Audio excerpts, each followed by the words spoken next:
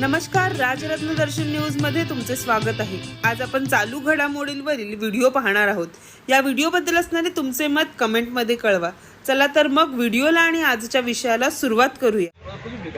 आज मी डॉक्टर बाबासाहेब आंबेडकरांच्या 62व्या पुण्यतिथी म्हणजेच महापरिनिर्वाण दिनानिमित्तच्या वसई तालुक्यातले जे आपलं जे तहसील कार्यालय आहे वसई तालुक्यात ते ह्या वसई तालुक्याच्या तहसील कार्यालयामध्ये शासकीय दुखवटा बाबासाहेब आंबेडकरांच्या ह्या 62व्या पुण्यतिथीच्या निमित्तानं घेण्यात यावा याकरिता काल अर्ज दिलेला आहे आणि त्या अर्जाच्या अनुषंगाने हा शासकीय दुखवटा आज येणाऱ्या 6 डिसेंबरला घेतला पाहिजे।